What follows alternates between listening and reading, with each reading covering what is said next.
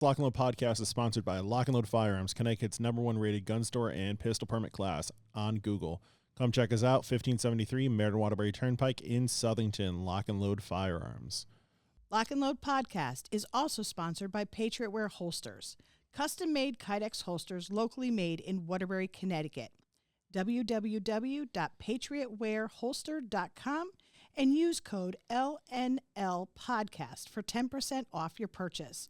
Orders available for shipping or pickup at various locations. From the Lock and Load podcast, my name is Josh. And I'm Michelle. And today we're going to talk about continued education or the lack thereof in Connecticut. And we have a lot of guests today. So we're going to start on the left and move our way to the right here. Wait, who's left? Our left? I don't know.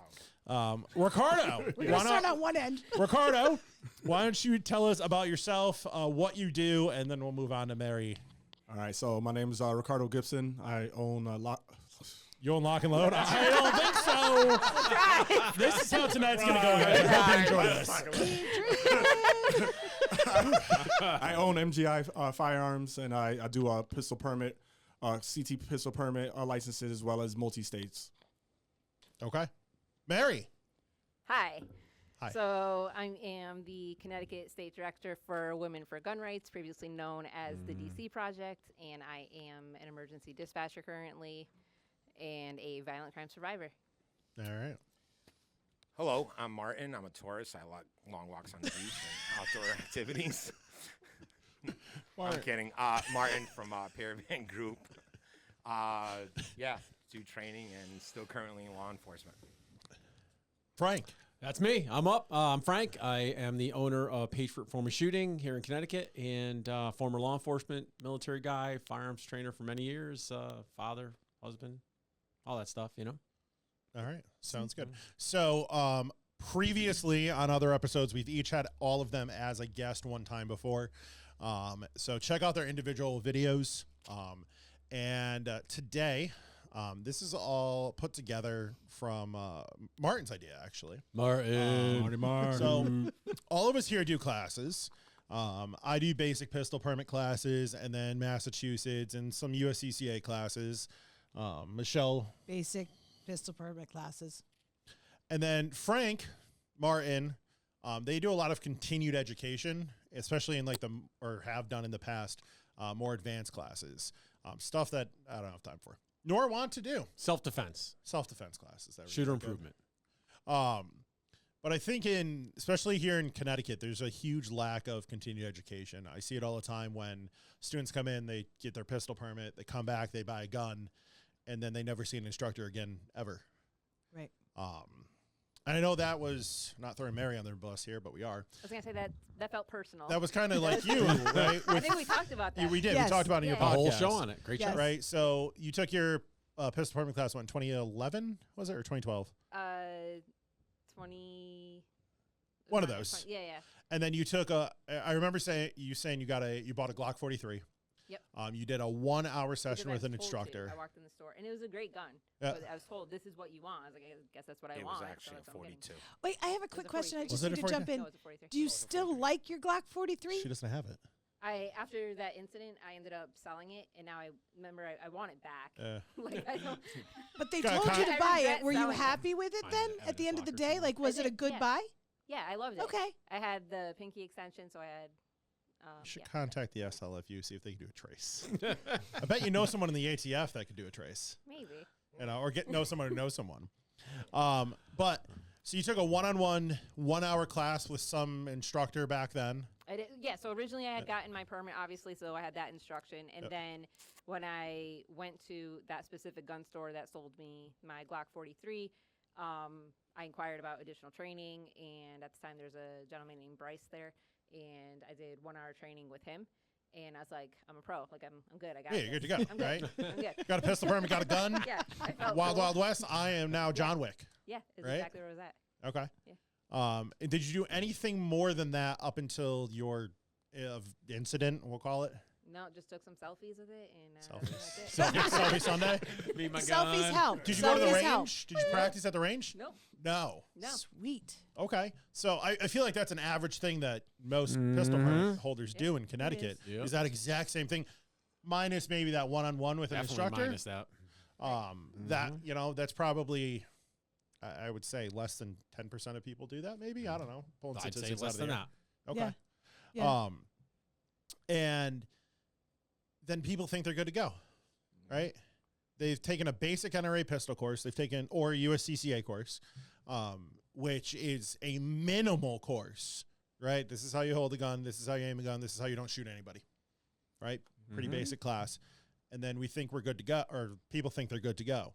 Now, I know, Frank, you offer kind of like a 101 class or something? Or Well, I do private lessons, Right. right? So I do those as well as a gambit of other stuff. But yeah, private lessons, I do quite a few of those every year. yeah, how many one-on-one classes do you do for pistols? Like, you know, they just got the pistol permit, they got a gun, they want to do a one-on-one class. I probably do, if I had to venture to say, an average would be like 4 or 5 a week.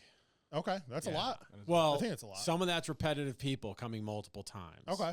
So if you looked at how many people I've probably done, I would probably have done private lessons within a year, maybe like 30 to 40.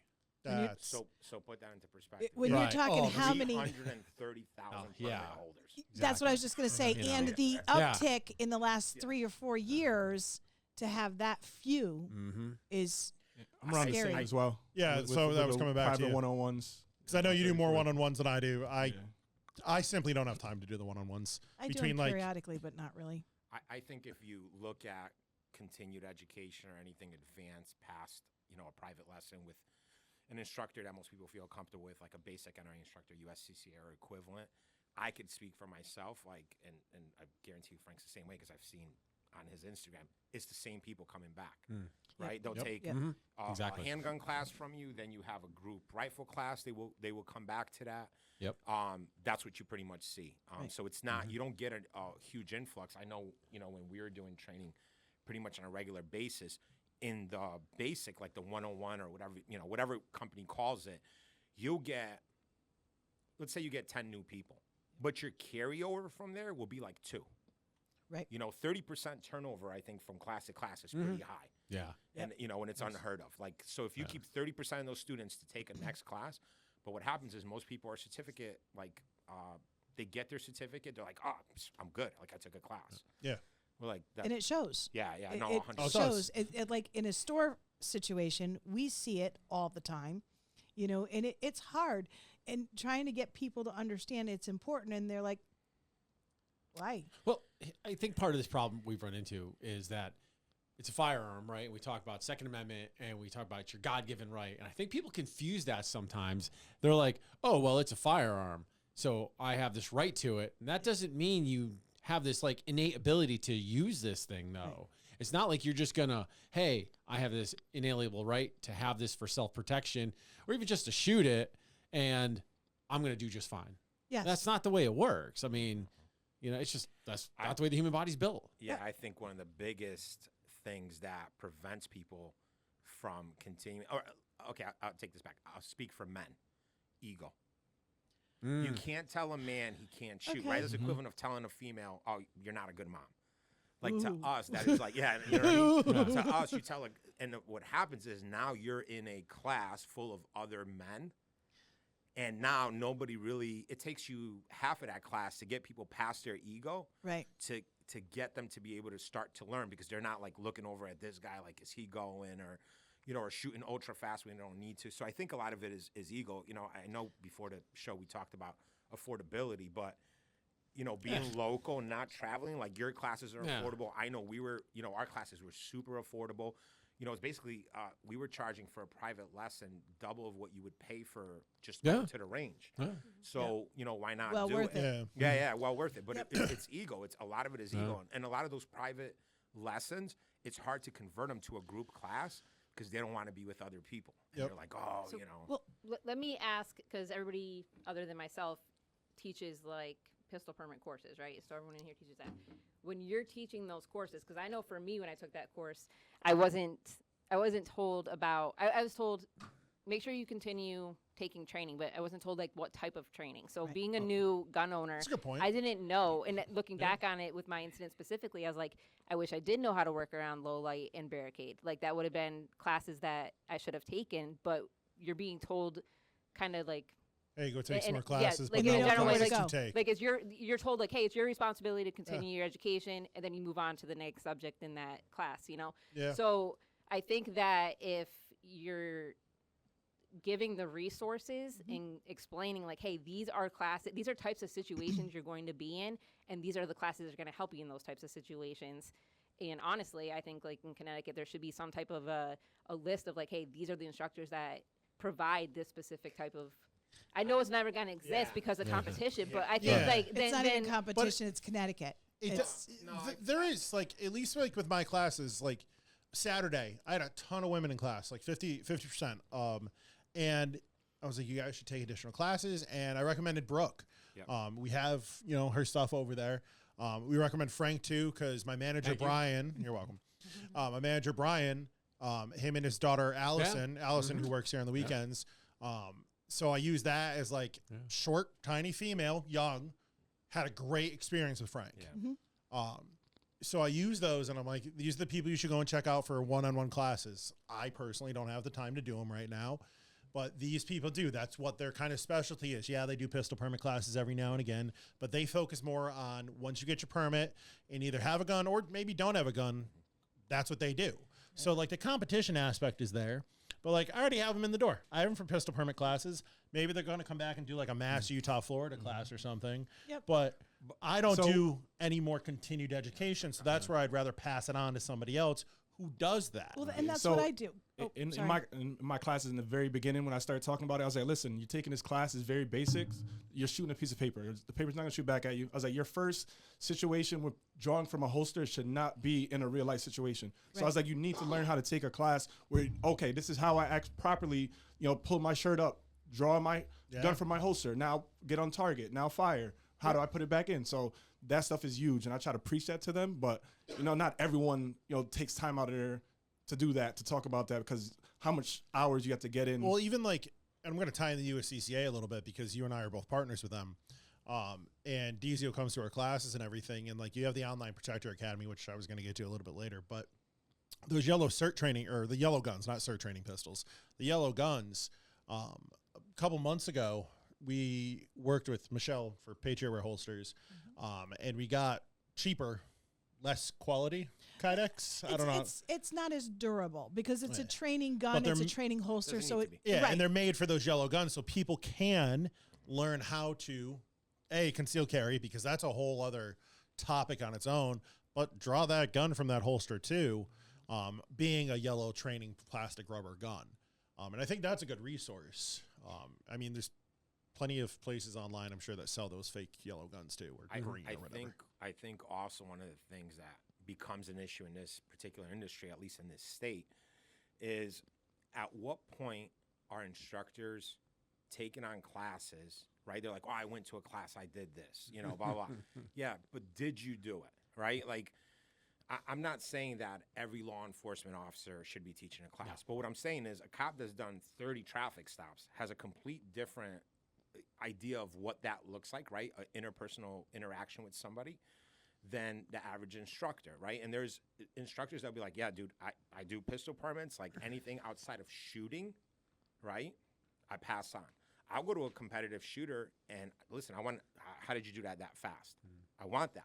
But when it comes to tactics, for example, right, which is something in firearms that a lot of people don't talk about, well, then you need to have some kind of relevant experience to be able to talk about that, right? And I think what happens is some instructors are afraid to pass people on because they think then that the guy that gave him the permit doesn't really know how to shoot.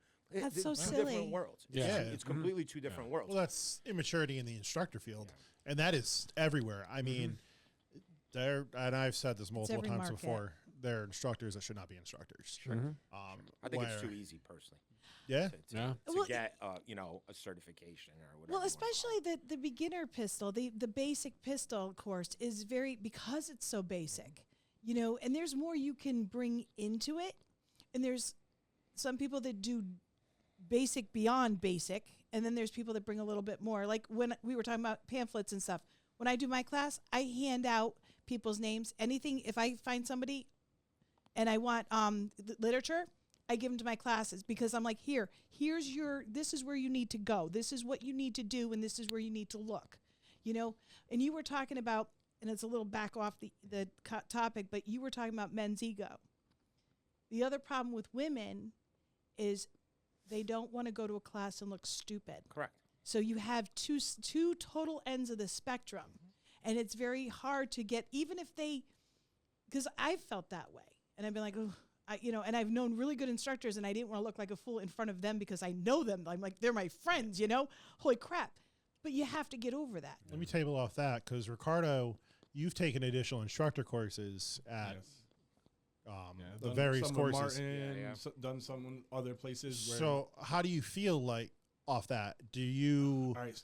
So just from me taking those courses, it changed how I actually teach my regular class. Because now I'm like, hey, before I'd be like, yeah, you just carry 11 and you're good. But like, no, now you have to carry extra magazine. The reason why is what if you go to draw and you drop the magazine, you bending down to go pick it up. It's not good in a self-defense situation. It's easier to get it Hold off on, the hip, please. right? Wait, stop Yep. there. Right? So How like, did you feel when taking the other, like, So when I first instructor classes? So when I first took the class, because it was like, oh man, am I not going to be as good as everybody else? Because these guys they're into this. I'm a school teacher. Like, I'm new to guns. Like these guys been training and been in the military and stuff like that. Like they know how to shoot. And then I'd go and take it. I'm like, I'm better than a lot of these guys. It's all about like just learning and listening and how your instructor is. So Well, and it's but again- coming out the other side. And like you go into the class, as long as you're learning something, you're getting something. And all the instructors that I have met, the ones furthering, so not just your basics, but the ones actually putting the time in for following through, none of them have been jerks. They're very understanding. They're there and they're doing that because they want to. Some pistol permit, the basic permit class, some people are just doing it for money, and they really don't put a lot into it because, again, that's a basic class. Well, but the follow-through guys are doing it because they want to pass that knowledge on. Yeah, That's what I think. You said that like a lot of them don't want to put a lot into it. I think it's just a lack of experience. They don't know anything else. That could be. I meet so many pistol permit instructors who just don't know anything else. Right. That's all they've ever done. They got their NRA, basic of pistol, now the USCCA's version of it, and that's all they know. So they teach that curriculum and that's it. They've never gone and expanded their horizons or had maybe real they've life done a class experience. once or something like that or a class twice. I mean, it's kind of this like if it's a learning thing. You have to sit there and constantly be learning, and you have to read materials. You have to watch videos, but you also have to go and be with other instructors that are more experienced than you are and learn from them in their classes. I mean, I go to instructor level class at least once a year, if not every other year, and I go to end user classes every year to help myself not only be a better shooter, but be a better instructor. And I spend my money on that, and because to me, that's how I got where I got. That's how I have the knowledge I have from doing that stuff, and I know that's what works. Yeah, I think it was. We took Ricardo into a class like, hey man, we got a free spot, come to a class, bro. And that's the one where we shot from the ground. From the ground, yep. Yeah, and I was like, yeah, lay down. He's like, what? I'm like, get down, bro.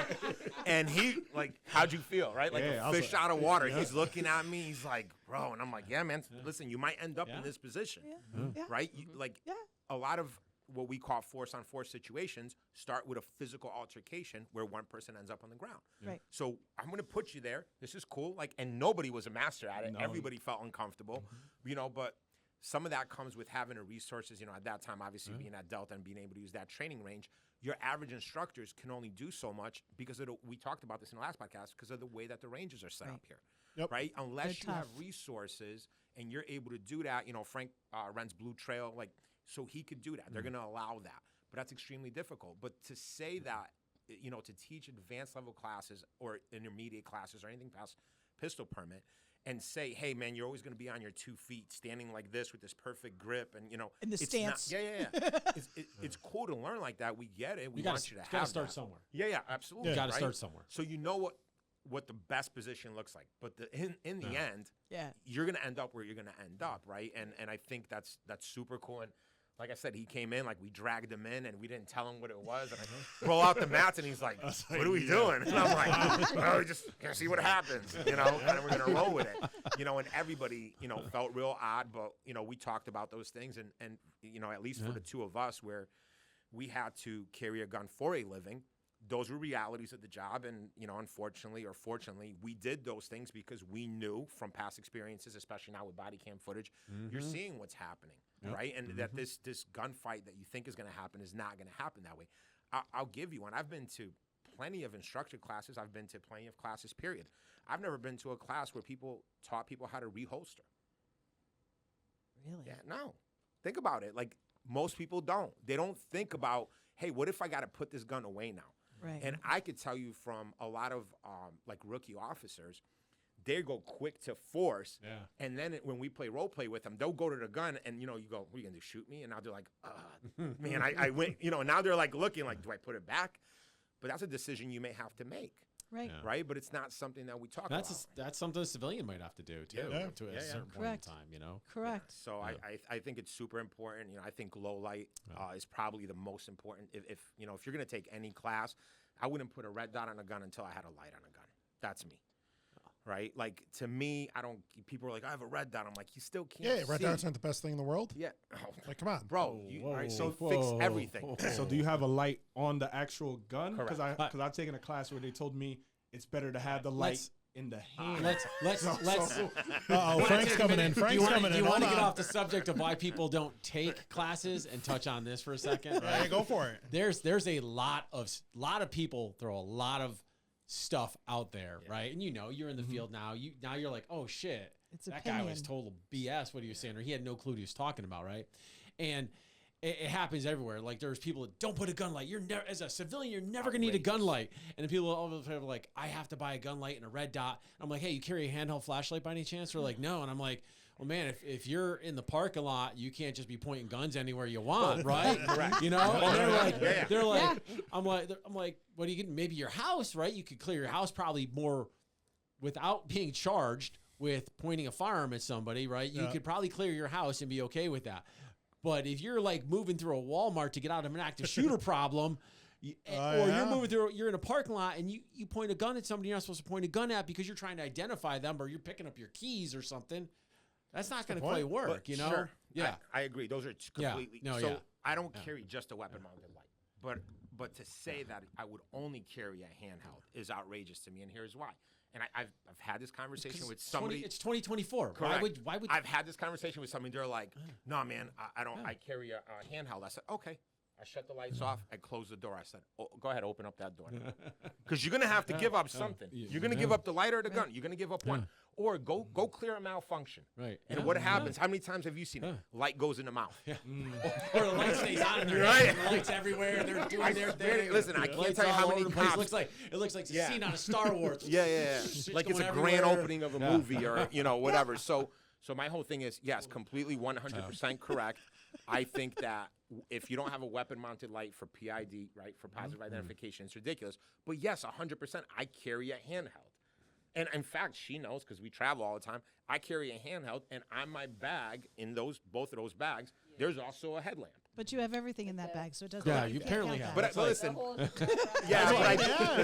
but I carry like a headlamp because I've been also like through medical courses where now they're like, these guys are like, I have an ankle tourniquet, this tourniquet here, and I'm like, that's cool, bro. You need two hands. Where's your light coming from? So I get a pencil. It's $18. I strap it to my bag that I carry, and or is at least one or two in the car. I throw it on. I have two free hands. How many times do you have to change a tire and use a light? Or I know you came up during Fishing. this too, where cops used to say, "Oh man, that's too much light." Listen, I have never in my life, and I have done some sketchy stuff, been in a situation where I was like, "Guys, too much light." But you heard this. Yeah. You're like, "Oh my, it's 1,000 lumens. Why would you need 1,000 lumens?" That's people don't want to, and I get it. Everybody has a budget, right? You have a budget. You have to live within your budget. Nobody should be going broke and losing their house to buy the latest. Buy greatest- night vision. Yeah, to buy night vision. Right, exactly, right? That's why I don't have a Everybody's like, handheld. hey man, you got night vision? I'm like, no, I take my kids on vacation. My wife and my kids, we go on vacation. I don't have night vision. I don't have that much money. Yes, I could buy it, but I'm like, I like vacations. You know, I'm So like, Me as a too. disclaimer, Yeah. I have night vision, but I won it in a $60 raffle. right on. Is it in the bag? No. I do drive around with it. It's about the only time I use it. I'm waiting to get pulled over so I could just be like, night vision. No, I Let's you go know, back to budget actually real quick. Yeah. So we kind of touched on it before, like the cost of training, right? Additional training. And we brought one of you guys brought this up before we started filming, but like people come in and drop $3,000 on a Gucci ass Glock, all right, but they've spent $0 on training. Yeah. I think it's a perspective thing for people, though. I think they don't, again, because they don't understand the need for training. And gun owners in general see shiny new guns that come out on the market, and they're all excited. Okay, we all know this, and I'm sure every one of us in this make room have good done money it off once of or it. twice. She's like, yeah. Well, no, Can't keep doing that, everybody. Yeah. lock and load. Go. Oh, you got that one right. There you go. I know there's stuff that comes out that I go, ooh, I need that. You know, and it people forget, they look at all the priorities, and it's not a priority. Because they go, well, oh, that one's going to cost me for a Saturday. It's going to cost me $350. I don't know if I can do that. I'll do that later. And it's a matter of people just need to realize that later, maybe Too late. Too late. I think when people come in and buy guns, they will make a quick financial decision. Where they're like, oh, that is the latest and greatest thing, right? This is the newest gun from SIG. I'm going to go buy it. For the selfies. Right? And they shoot themselves But- in the leg. hey, But they that's what I won't be like, oh man, Frank's running this class. I've heard good things about him, but $200, and then you think about it and you're like, cool, that's like what, 400 rounds of 45. Yeah. So let me ask on the other end of things. So we're talking about when people come in here and they spend so much money on a firearm and they're like, I'm not going to spend anything on training. Now, what would the guidance or the advice be for people like single moms or inner city lower income that can't afford that additional training? What would be the advice for that? Because there's polar opposites there. You have people that can afford it and they I've been decide there. not to, and then you have the people that want that additional training, might not know about it, and if they do find out about it, it's I think at a decent. It's minimum, you got YouTube, Yeah. right? You got online. You have. YouTube University. Yeah, and I mean, Yeah. of course, there's horrible YouTubers out there, but there's also good ones out there Yeah. too. You got Frank. Frank does his own Hold- videos on Instagram, right? I agree, but So you have there's a some free stuff out there. But here's the thing: It's limited. you have a base of knowledge. So Yeah. it's easy for us to watch a YouTube video, right? For Yeah. every single one of us in this room, Right. and to go, oh, I understand that because we have a base of knowledge in that. Now go show me a YouTube video on how to rebuild a carburetor, and I'm like, right. you know what I mean? Yeah. I don't Yeah. have enough of a Yeah. base of knowledge for that. I think all of us probably are on YouTube at some point stealing stuff from other instructors. We all do it, no duh.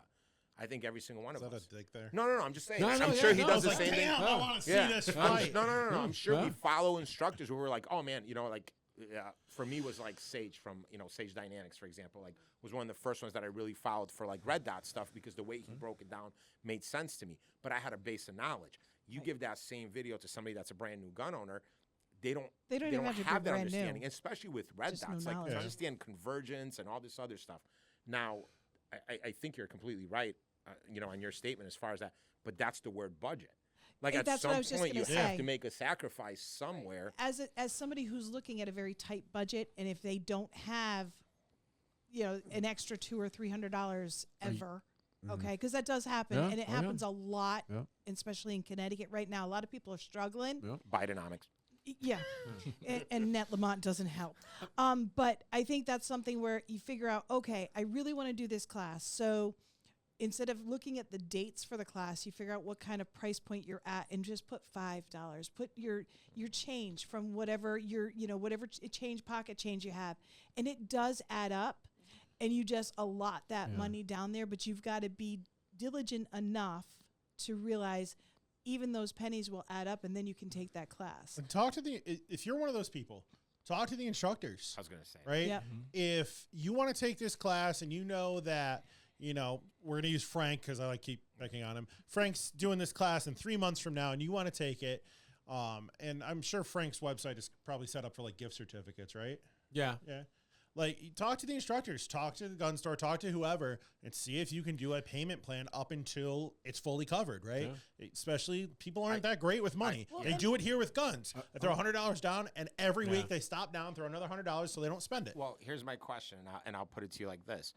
They bought a gun, then they want to take a class. I could tell you we've had plenty of people come take a class that didn't have a gun, and we lent them a gun. Yeah, Yeah. do Right? that. So if you're going to get a driver's license, you get the car before the driver's license. Like, you know, Right. because sometimes you may make an uninformed decision on the gun, and then how many times have they come to a class? They're like, you know, I know, I hate see a this gun. gun. I'm like, They why'd walk you buy into a that? gun store. Yeah, yeah. They get pressured into a gun Yep. for XYZ reason, and it's a crappy gun. Well, that's why I was asking if she liked it, because I hear over and over, my friend told me I had to have this So gun. many people. And then they go, and I hate it, so I'm here to buy a different gun. And they traded in and can't understand why their trade value is so low. That, or like, and I mean this in the nicest way, females will come in, they'll be like, oh, my boyfriend told me to get this little pink gun. Yeah. Like, Even if great. the boyfriend's not telling you to, I- you see so many females that are just like, I I need get- the bedazzled Or they one. go, I'm small, The so I need a smallest small bedazzled small gun. gun, Yeah. I could be yeah. a- And that's horrible. Like, Where Yes. the store I work at, I don't really see too much of that anymore. As far as like, hey, my boyfriend told me to get this. I see a lot of times they'll come in together, and sometimes the man will like try to guide them, but again, That's lack called of a knowledge. straw purchase. Lack of knowledge. Guide them. But again, now with lack the of budget- knowledge on the man's part even. So the man, a person with no They don't knowledge know or very either. little knowledge Well, that is goes trying back to into guide ego. somebody with no knowledge it's again. back into a man's They ego. just know what they like Exactly. and if I like it, you have to Right. like it. Why wouldn't you like I it? mean, we go through Well, that with you holster know, stuff all the time, I- too. Ricardo. Yeah. So back on Mary's thing with the budget thing. So now with a lot of people on their websites, they use Square and stuff like that. Yep. Square has where you can Payment do payment options Yeah. where you'd pay it 12 months out. Yep. So you every month you pay a certain Yeah, that's, percentage of it till you fully pay it Credova off. or something. Yeah, that Yeah, you have to Credova have is good like credit that. and be pre-approved for, though. Oh. So Yeah, No, yeah. pretty There's a good. pre-approval process. It is, but it's not. It's not. But I don't think it's like a hard. Yeah, it's not like a But hard listen, inquiry but or let's something. let's be honest, okay? Our classes at that time were running like 125, between 125 and 150. Yep. Yours are around like 250, right? No, mine started at like 125 saying, and like, go up to you're- 200. Yeah. I think 225 my most, but that's an Listen. advanced class. Which is that- how much your pistol usually- permit costs you $300 to I $350. see people walk into the store tell me they can't afford a class wearing $500 shoes. Yeah. Yes. I don't want to hear it. You got a Priorities. $2,000 iPhone. It's like, priorities is what it 100%. comes down to.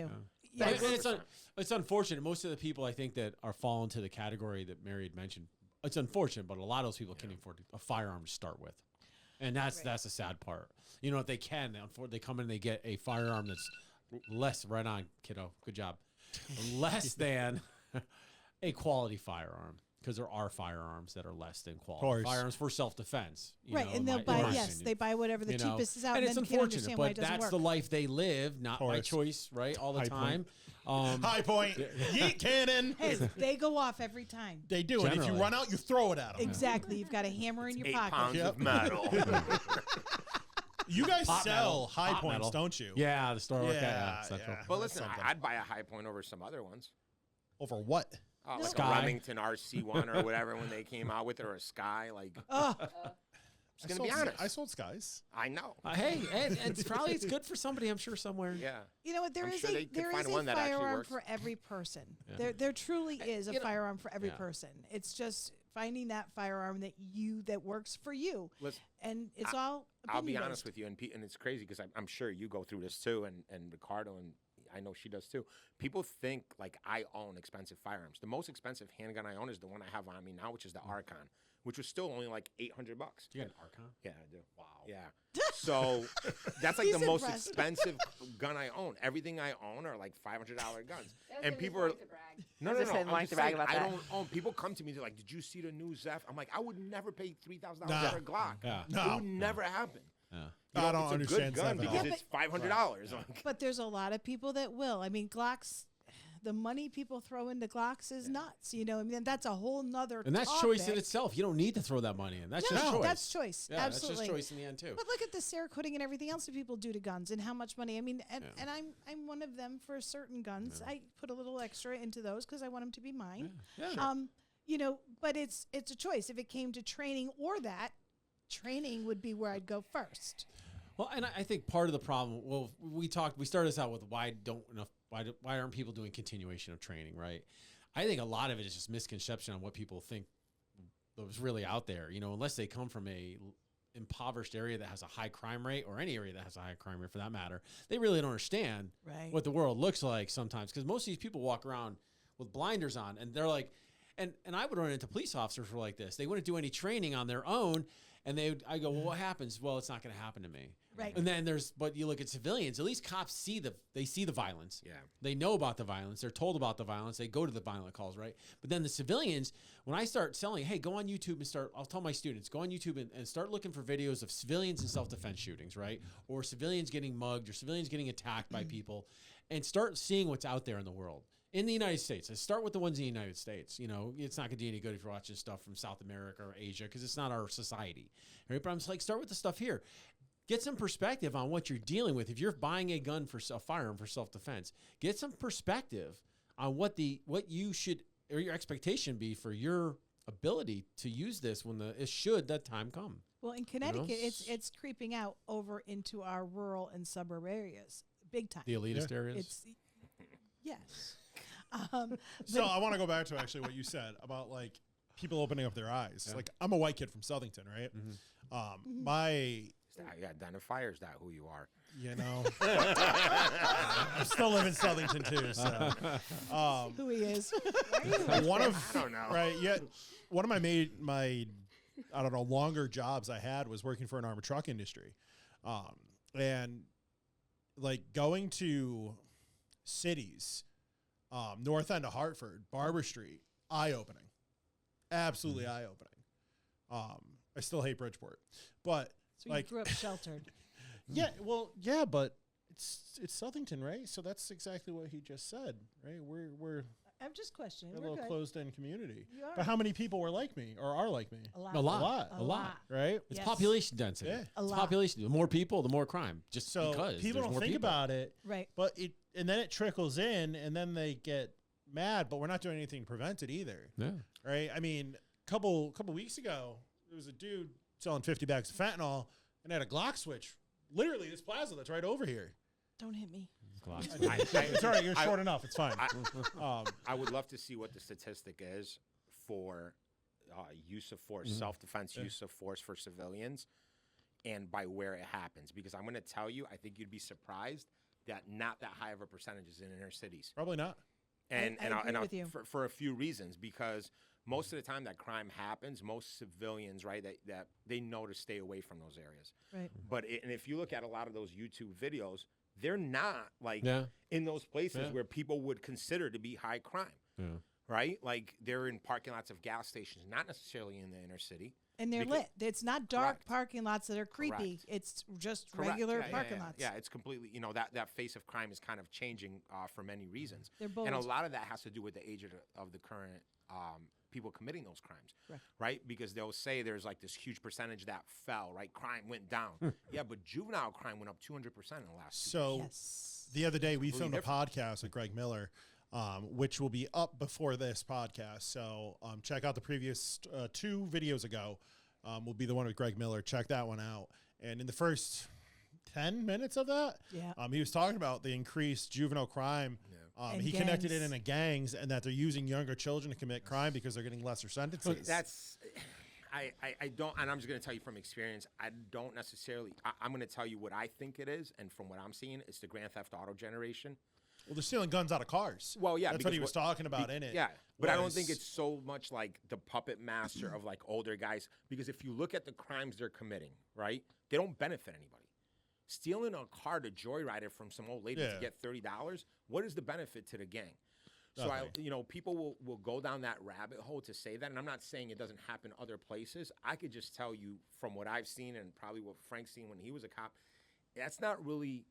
Violence draws attention to those groups, and they don't necessarily want our attention. What happened is when you looked at COVID, right? Because that's when the juvenile crime kind of shot up. And you look at the policy changes, for example, in Connecticut, right? So now we're allowing juveniles to commit 32 felonies Wasn't before it anything happens. right before that too that they changed Yeah, the the age for policy. juveniles? Yeah, they yeah, changed the yeah, age for yeah, juveniles. Yeah. Yep. Right. So what happens is when you get, and I'm not saying that you should take a juvenile and put them in jail, right? And Ricardo probably as a teacher could speak to this. There's not enough outreach, right? We don't have, and we talked about this in the last one. There's not enough programs and idle hands do the work of the devil. But the Grand Theft Auto, like, and social media of like, hey, we put up on Facebook Live, we just got in a chase with the cops. Well, guess what? The other group's like, we're going to make a video better than that. Right. And then it kind of rolls into this like social conflict of basically that continuing. Well, and they're So it's emboldened super because they aren't being correct. charged. They're, Correct. and if they are charged, they're out. So Yeah, it's slap on the wrist. everything gets Correct. dropped. So they're right now it's to the point where they're just like, what are you gonna do about it? Yeah. The Yeah. Grand so- Theft Auto mindset, that makes sense because they also glorify it on social media. They Yeah. make Yes. Instagram pages. They want to brag about it. Yeah, key I don't to- think like legitimate gangs and criminals, they're not running everything on social media. They're not putting it out I there. think That's it's a what they're hot doing. mix So of everything. I think it has to do with to just be that. totally honest, I just Yeah, So- there's other from stuff the that goes into yeah. it too. Yeah. Yeah. The next topic I want to cover, Shorts. legal. Are So those shorts illegal? Sometimes.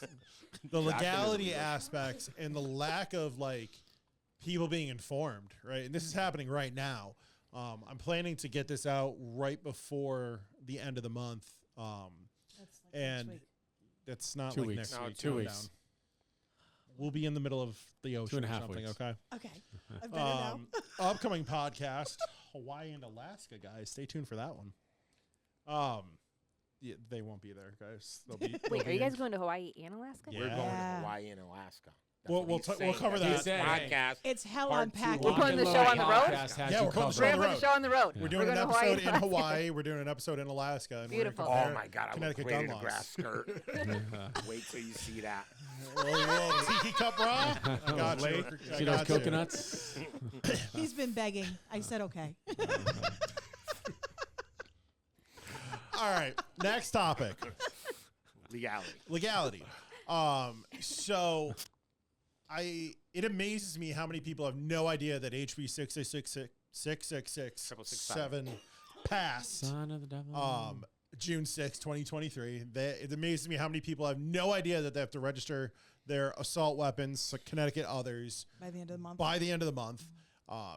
And then it also amazes me just the lack of general knowledge that they have for self-defense. I was going to say that before when we were talking about the training, because it's not. And you were talking about gun owners and good gun owners go out and get trained and do all this kind of stuff.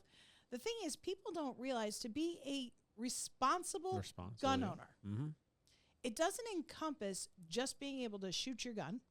It doesn't encompass just being able to take training classes and be good at tacticals.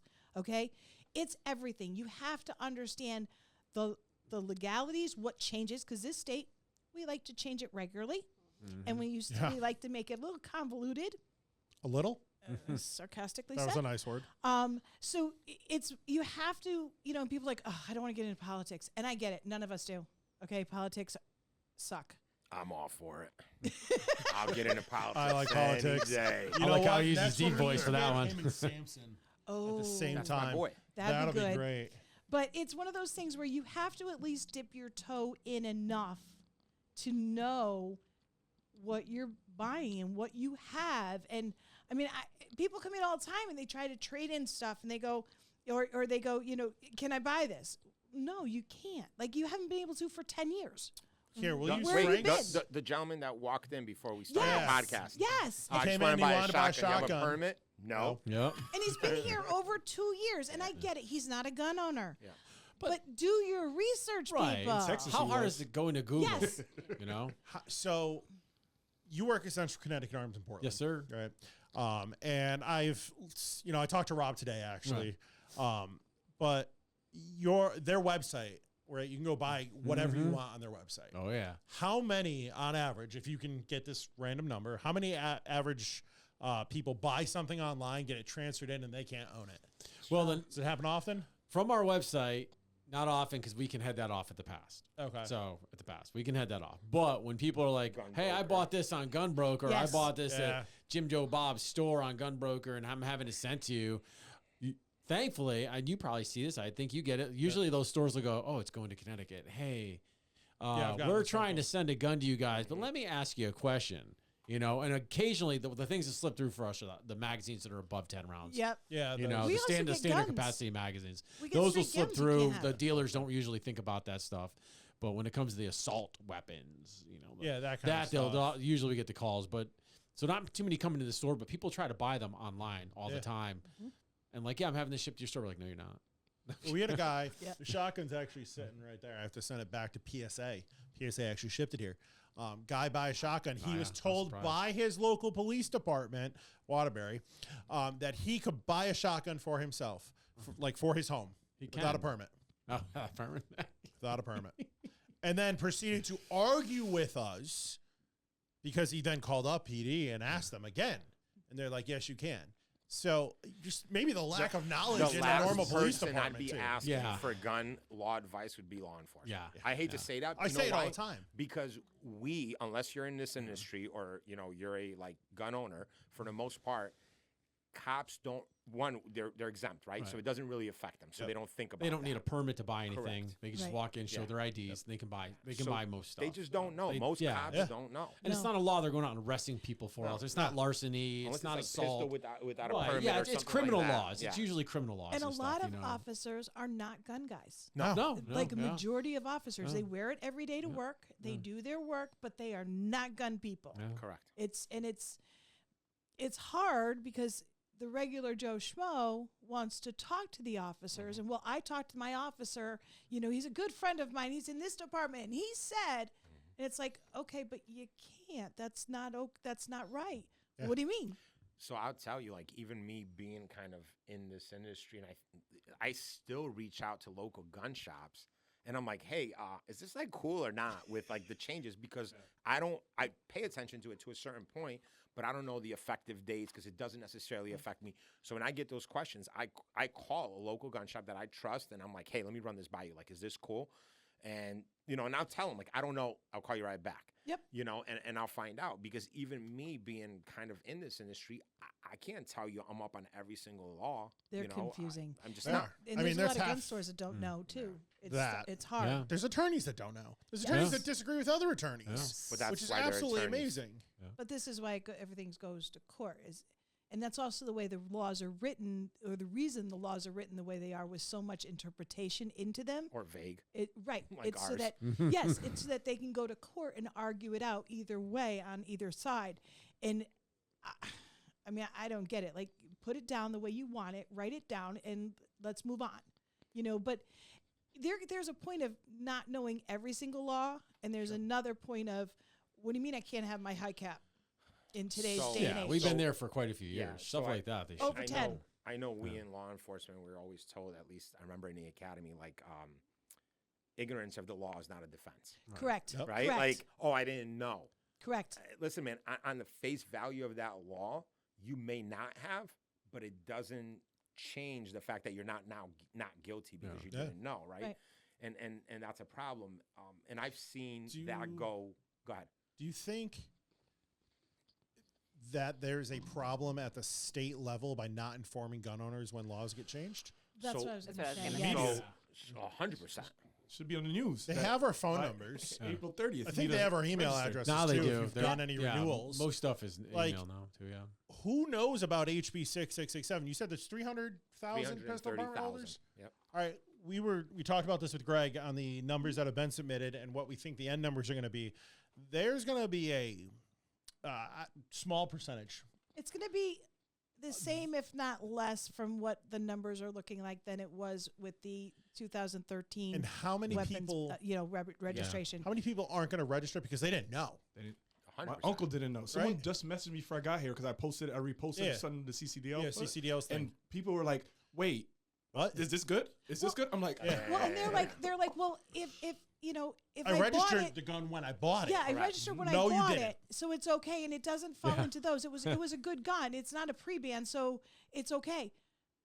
No, and then well, I have lower, so those don't matter. Yes, they do. So let me ask you this: okay, I get that. So whose responsibility is it? That's So When gun- they they make put it a on the new gun law, owners. it's actually the state's responsibility. Correct. There's a Nah, not if you talk to stipulation them. somewhere in the legal system that they have to advise of new laws. You have to advise. You can't expect the public to be able to go, "Oh, there's a new law." Right? Right. It doesn't work that way. We know that. So there is an expectation on the part of the government to notify its citizens that we have created this law. You need to comply with this law, and here's where you can find the information about this law. 20 years ago, before the internet, I don't know how you did that, but now you just simply go to their website and you can see what the laws are all about now. So the legality aspect and the lack of state communication, Yes. is really poor. Especially since they have all our contact info, right? What about mail, right? We have to keep our addresses updated. That's Connecticut general statute. You have to update your pistol permit address within 2 business days. Send everyone a letter. Oh, my taxes will go up. It's all right. They make enough sales tax off of that. No, we pay more taxes for that. I guarantee you, because they've already spent Yeah, the but at sales least tax money. that'd be worth it. It would be. Yeah. It would be. But it even comes down to the federal government, okay? Think about with this brace rule, okay? Everybody who registered and did their Form 1s on the brace rule. Yep. In Connecticut, it was a Form 1E because it was an exempt, okay? The brace rule right now is at a stay. It's not completely dead because they decided they haven't said no yet, all right? But if they ever do, is the federal government, ATF, going to let everyone who did their Form 1 know that that's now null and void? Because on our Form 1s, it says pursuant to the 2023 ATF brace rule. Yep. So right now, it's in play, but they could decide at any time it's no longer in play. And how would we know that? They have to go and revoke that, right? That's a process in the eForms website to go and revoke it. But But think, how would we know but that? yeah, but I would think they would send it. You would think, but You'd you would also think. think Connecticut would let you know when the laws change. We Yeah. don't know. Yeah, I do agree. I think that it's a huge issue if you are making a sweeping change Yes. that retroactively can possibly make people felons Yep. without notifying them. And I not that I would love to see this, but I would like to see it in a Supreme Court ruling to see how that would be ruled, right? Because Whether you're gonna- state or fed. correct, yeah, Yeah. either one, yeah. I just it is a retroactive statute, Mm-hmm. right? Which does that now get into due process, right? Because you have to let me know. It's going to be interesting because but you got to find the right somebody that wants to fight it. Correct. Because there's going to be a lot of people that can't fight it. They don't have the cash because it's going to cost money. Correct. So you get the right person, and then we might see a difference. But I mean, and all this is speculation. We don't know what's really going to come down the pike. But if you look at previous and where we've been at, it makes you bring these questions up because do we know? And then the regular gun owner who doesn't follow any of it. So we're sitting here and talking about speculation because we're thinking about these things. The average gun owner is like, I got a Form 1, I'm good. Yeah. They're never going to think about, oh, shoot, does this not matter anymore? Right. So going to just legalities before we lose Mary here, because Mary has an appointment. I have a child. Yeah. that I have to get. There you go. Mine's Those at home are by important. itself. It's an appointment. I want to ask you, going back again to 2012 and everything, getting your pistol permit, getting that gun, doing that one-on-one thing. Did you know a lot of Connecticut gun laws? Did you know what you could and couldn't carry, where you could and couldn't carry? Were you taught any of that stuff? I think, looking back on it, I'm sure that they touched base on it briefly. I think you guys touched base Probably on it. not, right? Depends So on like the class. I NRA think classes, you an NRA can't. class. Yeah. You can't. And it's like NRA class, USCCA wasn't, I don't think that big Yeah, back then, I right? think No, they weren't Right. teaching Yeah. classes Around, I that don't far know. back. So I you guess know. not. I think Yeah. I think that maybe the only thing that was covered was really you have to stay on top of it. It's your responsibility to stay on top Yeah. of the laws and stuff. But there wasn't anything as far as hey, this is where you find that information. And I feel like if you're a gun owner in Connecticut, maybe there should be an email list through the state that you could sign up for, right? I don't know. Yeah. There has to be something. You It's can sign up with not. email lists everywhere, but there should be something on the website where you can go on, sign up for an email list, and then when those new laws come out, then you can. You can't even read half email those it. laws. I was just going to say, HB but- 8 and 7, 103 pages. Yeah, they're That's a page turner. well. They should be able to put it in plain language and explain it to people Should hey, be. this is exactly Yeah. what it is. I know that, but the department that I work for in February, I was talking with a few of the officers there, and we were talking about how the gun laws were changing for this year, and they had no clue about it. So when I went to go Google it, I couldn't find anything even through Google, and it showed me different laws that had been in effect for this year, which was juveniles on social media, like a law with that. Like there's like all these different laws that were in effect this year. I mean, that's what And- started the podcast, was like these law changes. Right. Well, yeah, because people are uninformed, and some of it's their fault, some of it's not. It's a combination. I also they think don't know the source, and I think that's what you were getting to too. That like, what is the source, and the source that you are going to, is it in plain language enough for the average person to understand? Right? Like we could read case law, being in law enforcement, like we understand. Yeah, we had to certain learn things. to read Connecticut general Correct. statutes and interpret them and have an understanding of what the different wording in it means. Yeah, Right. like You know, and I'll give like you, shall. Yeah, Yeah. I You give know? you like a prime example, and I'm sure everybody in this room has heard of this. Like, oh, that guy was brandishing. Yeah. Brandishing's not a law. Yeah, Like, you were either yeah. threatening or you weren't. And Yeah. people still think, it's probably the same people, they're like, oh, my Uncle Willie was a black belt, had his hands registered as weapons. like, Up people until, still say Uncle that, Willie! right? up Uncle until this Willie! year, people still believed, I mean, and now it's changed, but before the law went into place in June, people still believed that open carry was illegal Correct. Yeah. from forever Yeah. ago. Yeah, forever ago. Yeah. And Yeah. it's like, no, it Yeah. wasn't, wasn't. And now they think you can't carry outside the waist You because can with a sweatshirt. it was banned. And I'm like, no, open carry was banned, Yeah. not carrying outside the waist. Have you I seen will- a huge drop off in that kind of holster? Believe it or not, no. Okay. No, not from ours. I know people have come in and said, I want to change because they're they stick out too far or they're too It's bulky. harder to conceal. So usually. right, so they're coming to ours because ours do conceal better. So we've seen that, but no, we still have. It's still pretty much the same percentage, which is I thought we were going to have a huge tank on those. I really did. I do think that any organizations, whether USCCA, NRA, or whoever's out there that's teaching an equivalent of a pistol permit class, I think you're doing a disservice, right, as an organization, on not allowing people to teach Connecticut laws in those classes. Yeah. I think it's outrageous. I mean, now so it's now, necessary. So yeah, now it's there's legal. No It's part choice. of that. NRA has refused to change anything. Yeah. Correct. Still, but the SLFU came out, I don't know, Couple 3 weeks weeks ago, ago. 2 weeks ago, something like that. A month ago by the time this podcast comes out. And informed instructors, again, not by email, just by posting something randomly on the website. I didn't get it. Yeah. You had to see the letter on social media Yeah. by somebody else who got it from somebody else. Saying you know? that Or talk to them SLFU is going to regularly. release their own approved Addition. addition to the basic NRA class. But- And USCCA updated their curriculum in October Right. with their new slides that they then sent to the SLFU to get approved, which Right. still have not been approved. And I do believe this has to be done either by the end of June or beginning of I think June. it's the beginning.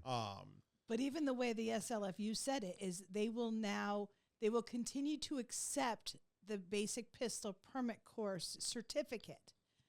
And once they get the new curriculum, and so what'll happen is the student has to sign it, you have to sign it, and it has to go so that it Has to be shows that attached with the NRA certificate. so it's an attachment that goes with. But once that's available, it'll be put on the website.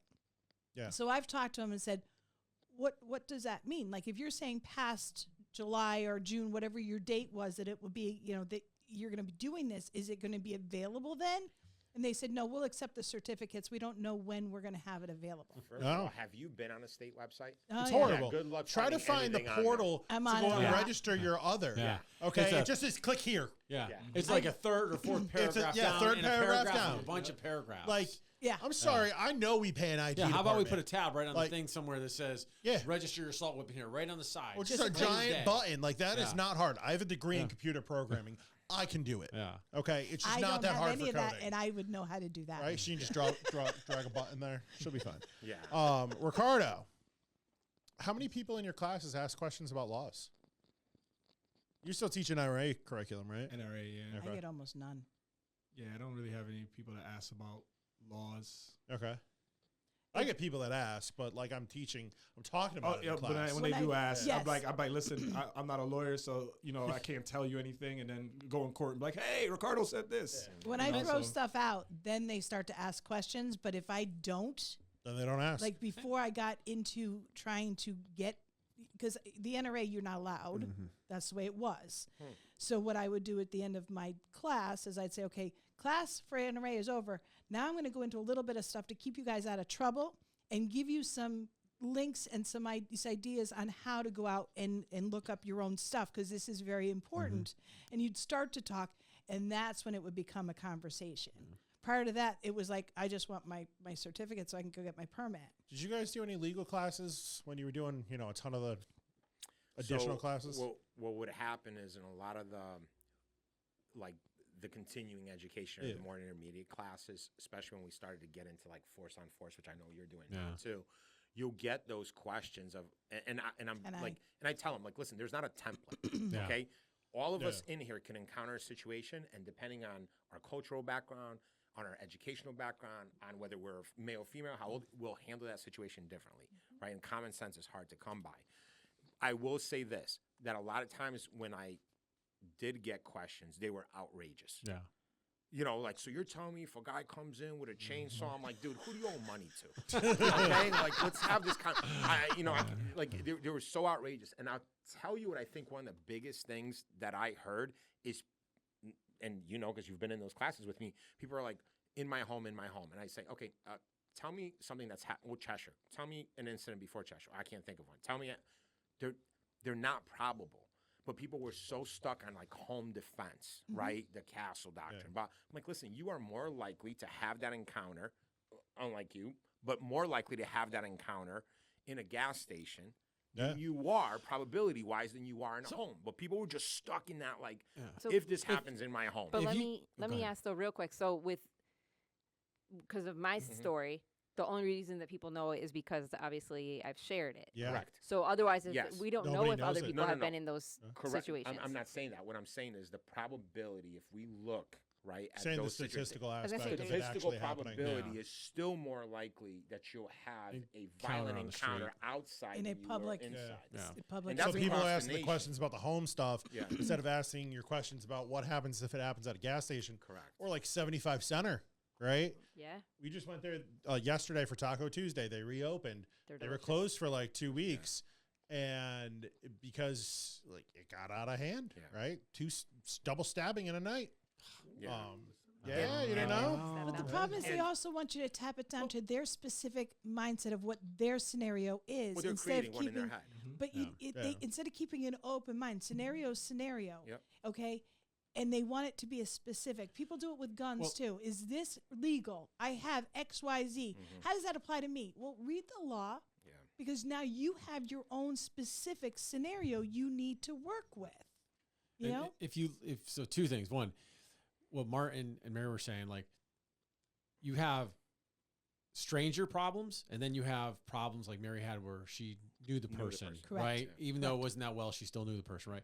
That's a bit of a different probability per se. The chance of another Cheshire problem again like that, it could happen. It could very well happen, but it's like super low percent. The chance of you having a problem with somebody you know is probably higher than that, but it's probably still a low percent. Yeah. And then you take what you were just saying, and we look at I blanked on it. Sorry, folks. There was an incident. He had a good. There was an incident a month ago across the street from where I live. Some kids were trying to kick in the guy's door. Yep. But I don't know if he was armed or not. But see, it now was that's random. changing because the age now, once again, Yes. is dropping, so the rationale is different, right? So where it comes, what you were saying, like that people come with these scenarios. You said they come with these very particular. Where do they get that? Movies. TV, Yes. Yes. Grand Theft Auto. Yes. right? TikTok. Video games, but it's TV. They see these movies and they're like, oh, just like people think they can because they watch TV, they can shoot a gun like an expert just because they watch it. Oh, the gun must be able to do it. The firearm must be able to do this. I should be able to do that, Or they right? play Call Now of realizing Duty. it's Call of fucking, Duty. it's all fake. Well- 99% of what you see on it is Yes. fake, you know? Yes. Well, And when they I go talk with these about scenarios. talk about suppressors You in know? class, and they think they are literal silence. Oh, yeah. Oh, and yeah. I'm like, that is not how that works. It is not John Wick. Yeah. And like, that was, I talk about it because I'm like, what can your pistol permit buy? Right. And we go through that right in the beginning. And this lady's like, well, why do you need a suppressor? And I'm like, All kinds of we're reasons. going to have lots of fun when we talk about AR-15s later. And like, but she listened. She yeah. was open to it once I explained the purposes for it. Which is good because she's in the class, so I yeah. hope she'll be open to it. You know? Yeah. But I think also that a lot of times with continuing education, the legal aspect and all these things is in the end, a lot of these classes that we talk about are people, they teach you how to shoot. The hardest thing, right? And Mary's a prime example of that. And you know, with us being in law enforcement, is knowing when and if. Yeah. Correct. And you Correct. How do you learn that at a range? Once again, going back to your saying, on a paper target, right? There needs to be a progression. What would happen is people would love, oh, you're going to do a force-on-force simulations? Oh, I'm in. I'm like, no, bro. You got to take these other 3 classes. Oh, I don't want to take that. I just want to do that. I'm like, no, you don't get to do that. Right. Like, you don't get to do that because, once again, we're going to introduce you now into scenarios where you're 360. I need to know you have somewhat of an understanding of what to do with this firearm, right? How to move around with it, the whole 9. But people want to go to this level without really understanding this level. Well, they want to build rockets without having Correct. any education on what it takes to build the rocket. Yeah, because like, you know, you listen to Mary's story, it wasn't a gun story. Like you think about her thought process, right? Going through that whole thing. And then as she's telling it, me being, you know, in law enforcement and thinking about situations that I've had, I'm like, yeah, that's literally what that thought process is going like, right? With just more experience. But they're like, okay, they moved now, I'm gonna do this. And you know, it's sped up. But not enough of that is also spent, you know, in classes. You know, we're like, beep, Right. yeah, I just ran a bill drill. Yeah, that's cool, So- dude. I almost just shot them. When you Hear that beep. I want to throw it over to Mary before she leaves here. Anything else you want to add? Kind of. So we were just talking about with how a lot of incidences, you guys are saying most incidences are out in public and not too often in your house. But I will say since 2020, you know, that fastest growing demographic is women, because also you had a lot of domestic violence during that time Yes. too. So right now, every single day, I'm sure you guys get it all the time with your departments, is violation of protective orders. So those are incidences that could be happening in people's houses too. You know, How is that so- piece of paper not going to protect me? What? Right. Yeah, right. You know? Yeah. I had a restraining order. So, Mary, if people want to follow you on social media, where can they do that? Sure. On Instagram, everythingabout.Mary. So it's like something about Mary, but everything about Mary. Gotcha. And then information for Women's on Gun Rights. The website, womenforgunrights.org. All right. Mary, thanks for coming on. We're going to take a quick break and then continue this probably for another 15 minutes or so, or however long Martin decides Martin to can talk. talk. I do have one other topic to bring up, so we're going to pause this right here. I want to talk about like the classes that some organizations like USCCA offer. And so there's partners out there. I'm one of them. I'm not pushing this, but I am pushing this. The free classes. You should. Free classes they offer. Free's good. Free is always Free's good. always I great. tell my students to take these free classes. But the ones that I like to teach are the legal ones, which I can do under USCCA curriculum because you're just teaching that curriculum. So like they do legal use of force. They also do one that's called Should I Shoot, which are similar, and then they branch off. They also do one called 6 Things You Didn't Know When the Police Arrive, which is common-ish sense, but not for most people. No, But they also talk about how your brain and body works under stress, which is a whole other topic. People don't realize that either. No. It's you. Well, I know that's that. part of continuing training. Continuing Correct. training, That's part of the education. continuing training thing. People need to also take, in my very professional opinion, legal seminars. Yeah.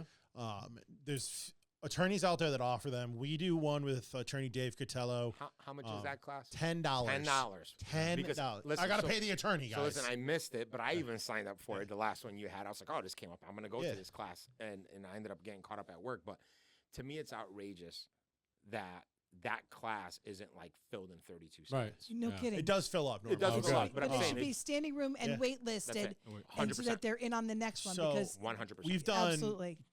we've done them in the past with Greg Miller through US Law Shield. Now we do them through USCCA with Dave Cotello.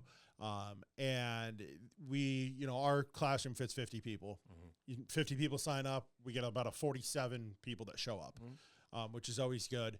And it's an hour and a half, but you ask attorney questions, right? His little slides he does, there's like 10, 12 slides, and it's mostly questions that are asked. I know that Greg Miller is doing basically like a whole roundtable thing with or not roundtable, but like traveling Connecticut with fish and game clubs. And the pictures I've seen from that are packed, which is great, but it's specific to this whole Connecticut weapons other ban. assault weapon ban. Yeah. But he'll continue. I guess he has more coming up. That was just for this Yeah. month coming through. But He does legal seminars he with other does- stores and everything. yeah, he does a lot of Um, legal seminars, and he does really good ones too. Yep. And those are all free. But something, I don't, listen, in the end, I look at it like this. Something is better than nothing. Yeah. Yeah. Right? Like, even if you came and even if you heard somebody ask a ridiculous question that somebody answered, was like, no, you can't do that. You're like, oh, didn't know that. So You know, think well, it's yes. huge. our Right. free Other people. classes With perspective, when you talk about something's better than nothing, it has to be the correct something. Yeah. Correct, but I'm, Right, you know, but I'm so- thinking, like, for yeah. example, USCCA, right, is not going to put out really, it's not Yeah, it's Uncle their Joe curriculum. Bob, you know, Yeah. Yeah, it's it's professional. it's at least somewhat checked. Yep. Yeah. Right, Correct. so it's at least falls within us, and I do agree Yeah. with you, right? It's not in somebody's basement. Here's you know. our statistics for free What's wrong with classes. So USCCA, I'm sure you guys get all their annoying emails. Happens. There's an unsubscribe button. People get really mad, and I'm just like, click the unsubscribe Yeah, button. right. It's not hard. Exactly. It's not. It has to legally be on every email. But free classes, we have about a 33% show rate. You know why? So they're I free. found this out. They're free. Accountability. When you do free classes, people aren't invested. So when I started doing free classes and people wouldn't show up, what I started doing is this. It's free. They're like, oh, cool. I'm like, $50 deposit. You get it back when you show up. Whoa. And then that Yeah. rate went from like 30 to like 80 because now people are like, damn, I spent $50. I've already got, Yeah. I've got money in And I it. told them, I said, listen, in the end, if you don't show up, I'm actually not keeping the money. I'm donating it Okay. to Mothers Against Drunk Yeah. Driving or Mothers Demand, that like an anti-gun group just to piss you off in your name. Oh, But man. no, it's a true thing. It's not in firearms. It's everywhere. When you give people something free, they're not invested. Yeah. And when they get up that day, they're like, I didn't invest in this. I'm not going. Well, because they figure they'll just hit the next one. It was But free. even It Correct. didn't matter. the $10 with the legal seminar, they show up. Yeah. Mm-hmm. Like, So you could do something like that with all of them, is just tap it on as a. But you should. yeah, but then you Yeah. got to get people to pay the $10. Legal seminar, people are like, that's a no-brainer. Should I shoot? So, I don't wanna you know, pay money for but you that. know what this goes Yeah. back to? It's something that we touched upon in the last podcast. We are horrible at marketing. Yeah. We are. We're just horrible at marketing. Yeah. Like, I mean, have you it is seen what it Frank's is. Instagram videos? I have. You should go check them out, guys. They're funny. Yeah, no, 100%. But I'm I saying need to go see overall, 'em. as an There you go. industry, we are not good at marketing. And when we do market, we market to an echo chamber. Yeah. Yes. I struggle with PatriotWare. I am Yeah. horrific with social media anyway. Unless you then pay a shitload of marketing- money. Yeah. Even that, I mean, maybe I'm not paying that much, but I think I'm paying a good chunk every single month. And I'm like, I'm not getting anywhere. I'm spinning wheels. I got to figure something out. But here's the thing. So I'll give you kind of an example, right? So I'm wearing a hoodie from my hoodie. He's wearing Kuyu, which I usually wear too. My man's in a blazer. That's a great marketing strategy, right? Like Ricardo is always the dresses. outlier He's in all awesome. instructors, Yeah. right? Like Yeah. when you look at Ricardo, like, damn, what does that dude do for a living, right? Yeah. It's different. He didn't grow up. He didn't come up in this industry. He was an outlier that came in, and his marketing strategy is completely different. Correct. Yeah. We follow the common trends, Mhm. right? Of like what we do.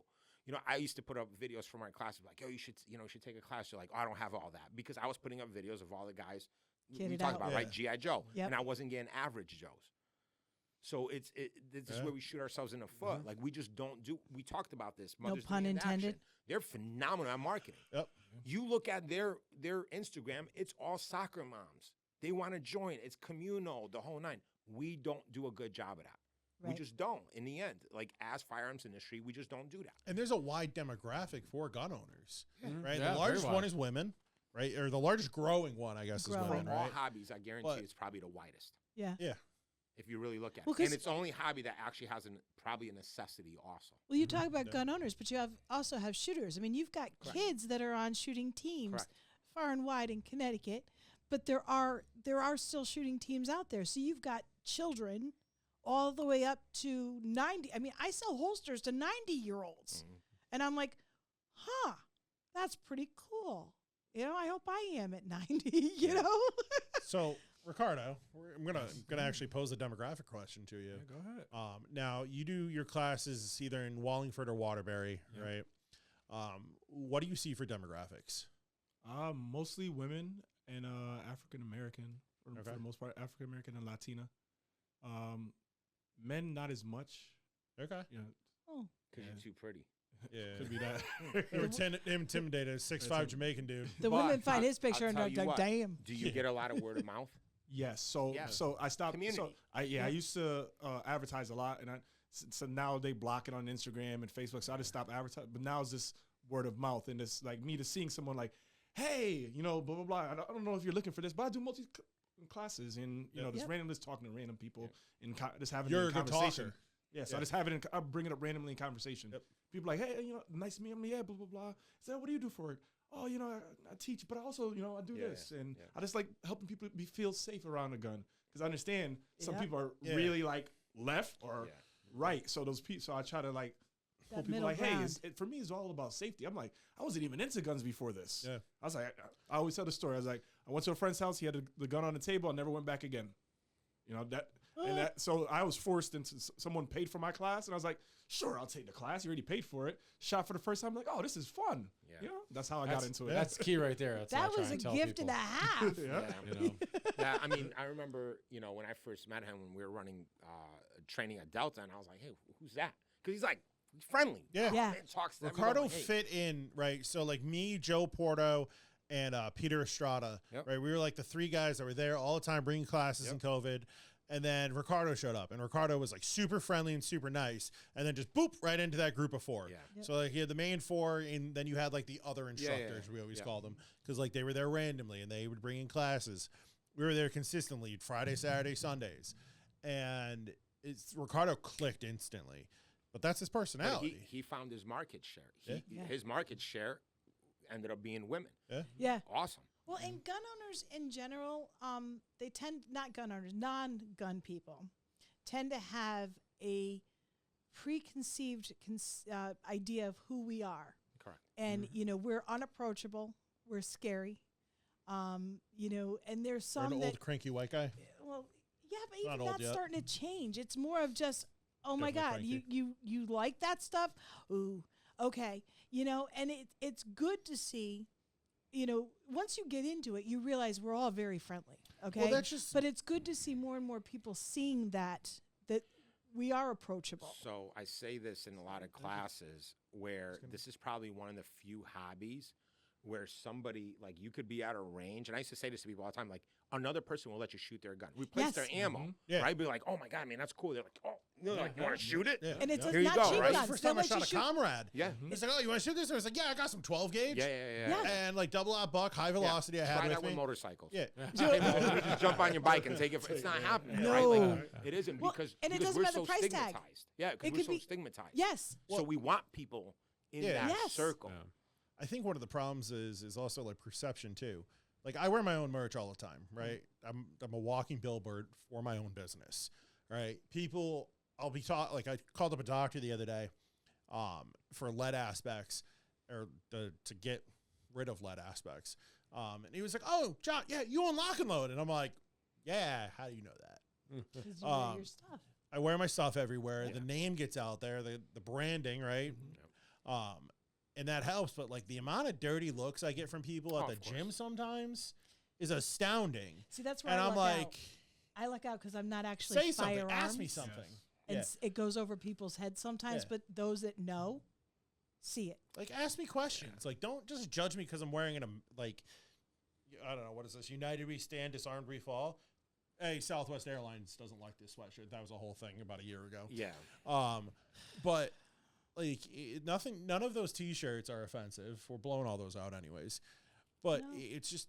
But what happens. This gets back to once again. Does it happen with your stuff? I know you have like your own T-shirts because like firearms, that's a bad word right there. That's and he's got a scary. gun in And his you got logo, it out bro. there going, hello. Is there a gun in the logo? Yeah. Oh, damn! Gun in the logo. Oh, yeah. crap. And it's I'm a desert offended. eagle. I too. Yeah. I like that. Yeah. And so, Anyone ever say anything?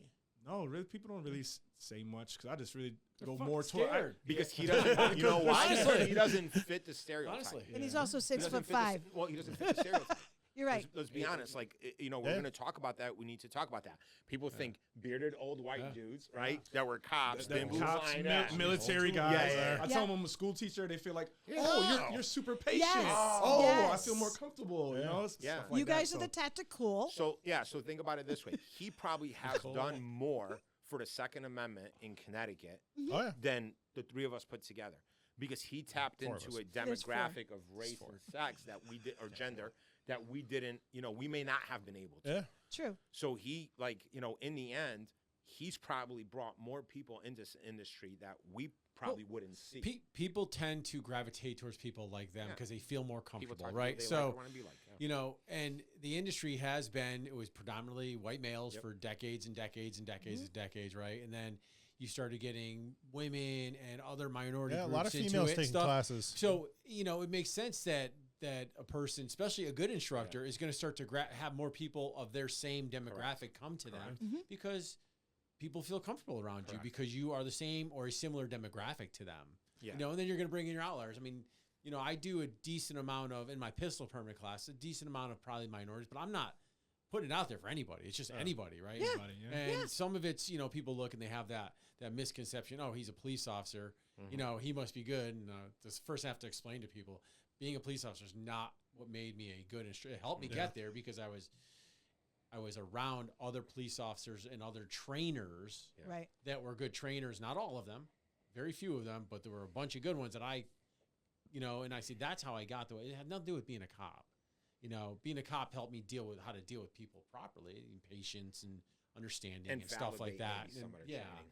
Right, I hear all the but, time people coming into my shop and, minorities come in or women and they'll come in, or minority women too.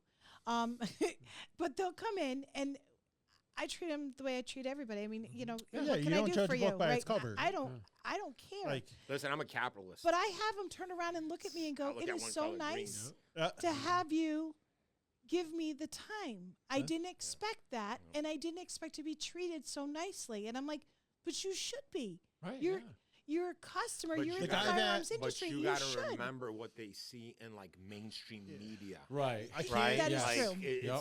We have a mutual customer. He made you those tumblers. Yes. Right, I can't think of his name off the top of my head. Sydney. And so he went into a large gun store located in Newington. Starts with an H. And was stereotyped. Yeah. And Oh, he yeah, I came get in stereotyped here all the one time day, there. and I was like, "Hey, man, how can I help? You looking for anything in particular? Anything you're looking for?" And I talked to him like a normal person because he is a normal person. Yeah. He's Right? nice Yeah, he's a man. super nice dude. Yeah. And he left that as a review on Google, right? He took like a picture of his whatever. I think he bought a Canic, if I remember correctly. He did. And he came Yes. to you for Yes. a holster, clearly. Yes. Because I remember seeing the comment like, "Oh, did you like your tumblers?" Because he made custom tumblers. Yep. And so a store judged him because of the way he looked. And I was just like, "Hey, man, anything I can help you with? You looking for anything in particular?" It's like, and then we talked about Canics for half an hour or whatever. And then I think he left, came back another day, and then bought the Canic. Listen, I'm not gonna lie. When it comes to that stuff, it does happen. Yeah. It shouldn't, I've but- been of there course. in that same spot, and I was just helping out a friend. Just like, hey, try multiple different guns and whatever. I'm not instructing her. I'm nothing like that. I'm just there with the guys are hovering over me. Yeah. There's other guys training people over there, and I'm like, this is nuts. I'm like, it just makes you feel a certain type of way, and that's why a lot of people a lot of my people that do multi-state, they're like, yeah, I don't go there. Because of the vibe that I So get. many So people. that's why I was like, I mean, again, I'm a huge advocate of Google reviews, and my multiple 5-star reviews. But number one. 5-star reviews. number one gun, Pilot. number one I'm rated number gun 3, I store in think. Connecticut, and the most amount of Google reviews. And I pride that. I hate when people that gets into a whole other topic with those 1 stars. But that was a whole fight on Facebook. I recently. saw it. Yeah, it was I fun. saw it a couple It was weeks fun. ago. Yeah. Ooh, someone threw you some 1 stars? Oh, But yeah. it was shade, and then he backed it up with security. Yeah, that video, camera, the and- newest camera yeah, right there. I got into all kind of. Took the I was like, entire oh. thing, guys. I timestamped Yeah, he everything that they timestamped said. the whole thing. Like you were Okay. there for 32 seconds, and It was great. You can, we did something wrong, please tell me we did something wrong. Let us fix it. And let me fix it. But Yeah. if you're straight up lying, I'm gonna prove you're lying. Yeah. I think the other thing too with training, yeah, training back up. around here is also I know we've shared students. Like people ask me like, hey, listen, man, check out other people. Yeah. Like Yes. don't just come to me because you're gonna get a different vantage point.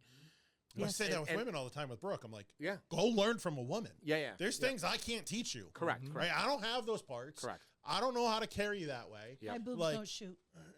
Yeah. I just was. saying. But I you w- can carry differently, right? Yes. Like a pen, like raw the belly holster. band, Raw holster. raw holster, Belly the belly band, band, right? yeah. there's different ways to carry than just, at my 4 o'clock position inside the waistband. Also Or how 12 o'clock if you you're skinny enough. actually teach. Correct.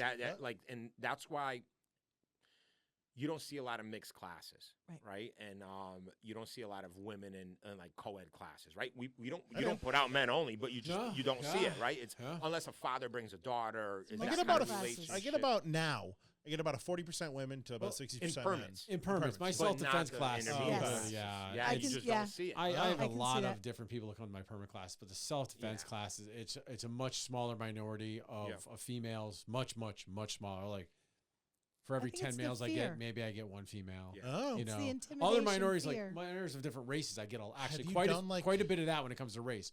When you're talking the male-female perspective, it's very, very small. Have you done a women's only, like women's I've only tried it, and 101? it never, for It's- me, it never works. Listen, I know I just don't get enough. I just don't get enough. I don't think it would have worked know? for me if it wasn't for Mary.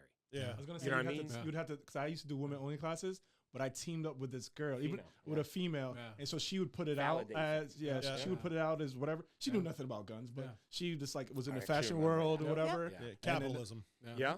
No, listen, it comes down to marketing, like, and that's what we did with Mary. Yeah. But we also, the other thing I think it is that Frank runs into, and the only reason I had successful like a female program is because when I was in that store, I had access to females. Yeah. So as they were on that side of the counter and they were getting a lot of them, I was boom, boom, boom, boom, stacking, getting those dates. Then Mary would call back, oh yeah, listen, I'm a female. And all of a sudden that's how we were getting them in, right? So we disproved the fact that you had to be a female to have a successful female, shooting program, whatever you want to call it. But in the end, it's having the access. How do you advertise that? How do you make Like them that's- comfortable and make he them did it want smart. to come? He's like, oh, I'm going to team up with this woman who knows a lot. And women are communal. If they do come to classes, I bet you if you checked, you don't get a lot of just a one female. They bring No. a friend. They bring it's in- I yeah. asked today, Friends. Yes. come over, like, hey, It's I'm a gonna come, I'm gonna bring 3 of mother-daughter my or friends. it's a One friends. girl Sunday Yes. brought 1, 2, 3 people. Yeah. Her mom, then her mom brought 2 of Yeah. her friends. Yeah. I will say a lot of my Yeah. private lessons are females. That's Yeah. a completely different ratio than my yes, my the group private classes. That goes back to all ego. females. I get Yeah. a I'm a lot of man, females it's a in my gun. private lessons. I know how to shoot. Well, listen, first of all, I'm gonna be honest with you. If I'm an instructor and I have a female in class, that's when I know the guys are gonna start acting like idiots. Yes. Right? Because Yes. now they're like, oh, the chick is here, Yeah. and I'm gonna. And I have to I've show never off. really run into that. I think most, I don't know, maybe it's because I don't allow it or I wouldn't allow it, but I can't say I've even had to stop anything like that, honestly. The class, again, it's a very small percentage. I It's feel not like I like have a Martin's giant got a lot- database to work from. Yeah. But, Martin's got Tactical Timmy over there. Yeah. No, I don't mean like people are gonna go crazy, but I think now guys, once again, their egos hurt because they have a female there, and now They're probably what if gonna she could outshoot them. shoot. Yeah, And if now, the female shoots and the guy can't, I've had it where guys are like, wait a minute. because what? they lack ego. They Females lack they ego. shot better Females than shoot me. way I'm better like, than yeah. men. Because they on lack average. ego. Yeah, they Right listen. out the gate, they're just. correction? I think it's a listening thing, Yeah, and it's like me, listening. and Yeah. I'll change it So- around. You guys are men dealing with female students. I'm a female instructor. When I have men come to my class, I've come across more than my fair share of the guy knowing everything Of course. because I couldn't possibly know more than them. And at the end of the day, when they can't get it right because they didn't listen because they knew better, and they go, well, what's going on? And I finally am able to get through to them and go, here, we're going to do this. And they go, oh, I get it now. Yeah, And women it's like, listen. you so could have much better. listened, 2 hours ago. Like this well- was a big waste of time here. Not only do women listen better, but women can generally concentrate on 2 to 3 things at a time. Men are capable generally concentrating on 1 to 2 things at a time. Correct. Each sex has their strong points and their weak points. Men are generally stronger than women physically, Correct. right? Women can concentrate Don't better than cancel men us. because they can focus better and they can listen better and and stuff like that. It's just biology in Yep. the end. Yeah, it's science. Ego's It's the way not. Ego's completely different. Yeah. Ego is something you've built over time. But in your I life. think it goes but- back to that original statement that men just naturally, we're the protectors, right? Like within society. Yeah. So we should know how to shoot. You give instruction to a woman, she's just like, oh, okay, you want me to do that? Yeah, I'll do it. right. Guys, and I'm not saying all of them, but tend to be like, yeah, I know. I know. No, you don't. No, you That's why don't. you're here, No. right? That's why we're standing here. Because if you knew, that target wouldn't look like that.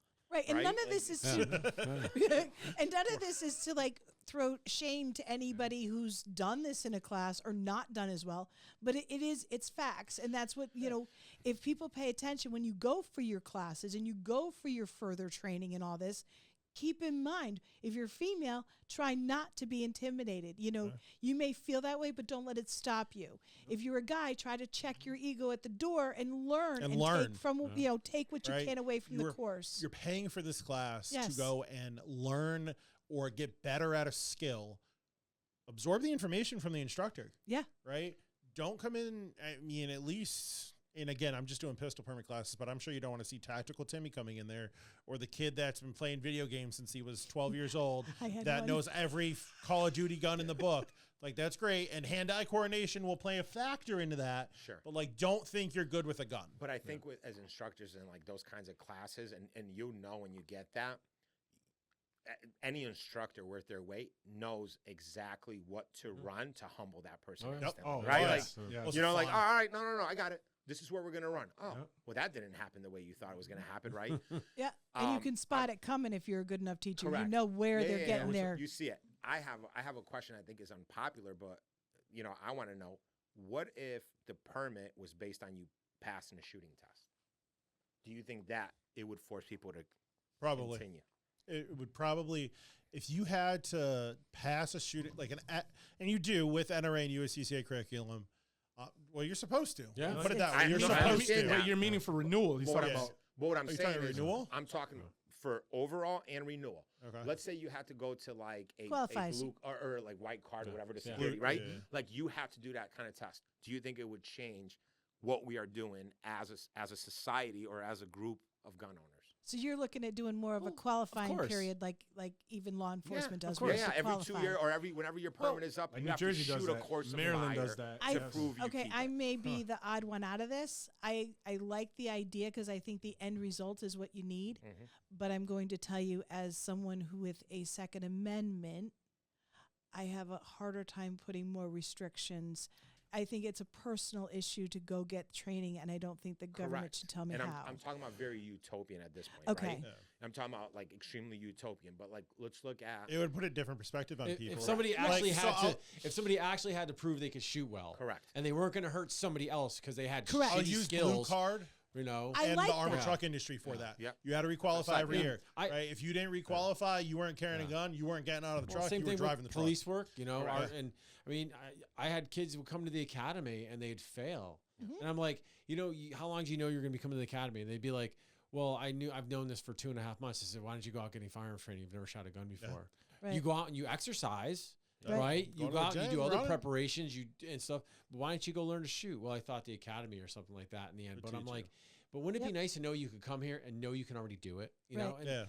But it's the same thing with civilians. It's, and honestly, I know you say it's the Second Amendment, but the Second Amendment ain't gonna mean shit to me if you go to shoot the bad guy and you shoot my wife. Yeah. See, my thing So is, my that's where we run utopia into a world, problem. though, would be that everybody took the responsibility to Yeah. do it Right, versus being responsibility. forced. Mhm. Okay, so I guess maybe I should word it that Yeah. way. It's Yeah. not a matter. I don't want someone dictating what I have to do. Right. I think as a gun owner, we should all be But let me doing ask you it. a question: who's that someone?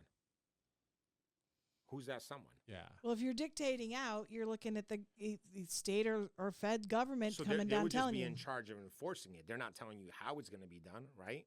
Like, you could get a group of instructors together and say, hey, listen, this is the course of fire, like, we want to see, and make it reasonable, right? And make it by age, almost like a Cooper test, Yeah, right? yeah. Like, according to age or sight or whatever. Let's say it wasn't even a course of fire. Let's say it was just answering basic law questions. See, I'm going right? back though. So- I understand it and I like it. Like going I to a said, driver's test. but utopia world for me is everybody took the responsibility Right. on their own. But It's that's called not happening. We personal. know that. Right. But that's what That's what utopia you- world. yeah. I would like personal responsibility on a lot of things to kick Yeah. up Yeah. and not be told. Right. I don't think we should be told that we have In to, a check the utopia back world, seat we for our wouldn't need children. a firearm Correct. because You know, I everybody mean- would be responsible. And they would be like, I'm not going to commit. I'd still crime, keep so. my ratchet. for self defense. Right. Let me clarify for self defense. On that. Yeah. No, I mean, I get it, and the question is, like, where is the middle ground on this? Correct. Right? Like, where's the middle ground? Like, for me, I think if you're gonna get a permit, you should register to vote, Oh, I could go with that. Yeah. right? I could go with that. Let's start with that. Let's say that you because actually most don't. correct, right? Like there's other things that can be done, but we just don't do them. We talked about in the last podcast, 330,000 permit holders, 100-something people showed up to testify against HB 6667, and 150,000 of them are flipping out why it passed. Right? Like in the end, there's a certain responsibility. We have to assume that we're culpable for some of these things happening. Right. No, I think, and that's a huge problem with gun owners is responsibility of being, they talk about responsible gun owners, meaning, well, you know, I kept my gun holstered or I kept my gun in a safe and so that I'm responsible. And there's so much more to being responsible as a gun owner, period. I mean, the list can go on, and people just need to open up their vision of what responsible means and realize that it encompasses one hell of a lot. Excuse my language. Yeah. All right. I think we're going to wrap this up tonight. You should do like lock and load after dark. An after show, right? We'll do it on Patreon. We'll start getting some money in for the podcast. Yeah, and then it comes back in and is just sitting here shirtless. The naked truth is what we call this episode. If you guys want to see more of these wonderful people, comment below. We can always do another roundtable discussion on a topic, or reach out and join in on a podcast, or join in on a podcast. Maybe we'll do one. Maybe we'll do a live, actual Facebook Live. Yeah. That'd be us a mess. question. And everybody needs to keep in mind, all the instructors here, if you're looking for training, make sure that you check out one of these guys here. So, Ricardo, where can they find you on socials or websites? On Instagram, MGI Firearms. On the website, www.mgifirearms.com. And then same thing, MGI Firearms on Facebook. Show them your logo. Yeah, Come on now. boom. Show the There you blazer. go. The Blazer, always the best dressed. Martin, if they want to find you. Instagram at Paravant Group. I don't do a lot of training, so definitely check out Frank. I still keep some clientele, mostly private now, because I lost a resource in a range. But I still do some training. But yeah, I would default probably to Frank. I've seen your schedule. It's pretty impressive. So Any merch? Doing any merch? lately? yeah. So if you hit me up on Paravant Group, I do hoodies, T-shirts, your all kinds shirt. of this. Thongs. It's cool we go kind for the of back. thing. There I you do go. women's, and so yeah, I'm there right now. All right. And Frank. Everything I have is Patriot Form of Shooting. So it's going to be at Patriot Form of Shooting. Website's patriotformshooting.com. Facebook's the same thing. Twitter's the same thing. That's where you go. I don't really have merch, but I teach you to shoot. There you Nice. go. Yeah, That's more important. And then PatriotWare holsters. And here's my merch right here. Yeah. I do have sweatshirts And now t-shirts. belts. Well, yes, we always And carry lot- the yeah, lots of belts. stuff. Yes. Come see me. It's patriotwareholsters.com. And then, me. Lock and Load Firearms. #1 rated gun store in Connecticut on Google. I use it. It's true. Go compare. There you go. And then for the podcast, guys, Linktree/LNL podcast. This will be cross-posted on all of our platforms and all that stuff. Check out previous episodes. Check out their individual episodes. I'll try to link those in the description below because those are great episodes too, guys. And I think that is it, guys. If you have questions for us, comment below or on social media or send us a message. Other than that, guys, have a great night, and we'll see everyone next time. Where'd you get your shorts? Bye, guys. Bye-bye.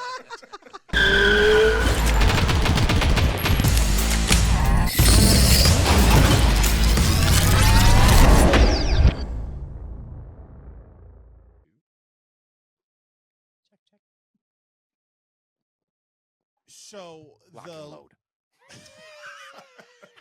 She seems to do more and more editing. This fucking asshole. Here's just hours just editing this. Yeah, shit. no I got 4 shit. minutes tape. He's like, I got 4-minute video. But you're gonna get lock and load. That should be your intro right there. You know, PatriotWare also, you could throw them in there. Yeah. Lock and load out of your PatriotWare holster. There we go. There we go. That's good. Chitty chitty bang bang. Dude, you should be doing like ads or something. He's got the voiceover for it. He does. See Alice. For when your What shorts different are too topic? short. I hope this all goes in the podcast. I'm just gonna leave this in. Lock and load. Lock and Full load segment. shorts. When you're armed and don't want them to see it. Please leave this in. Soundbites. Everybody watching right now We're is gonna put laughing. this definitely as a blooper reel. Everybody's laughing. That's gonna be the highest fucking point in the entire video play. It's gonna be the fucking last 5 So now we're minutes. talking about what we can do.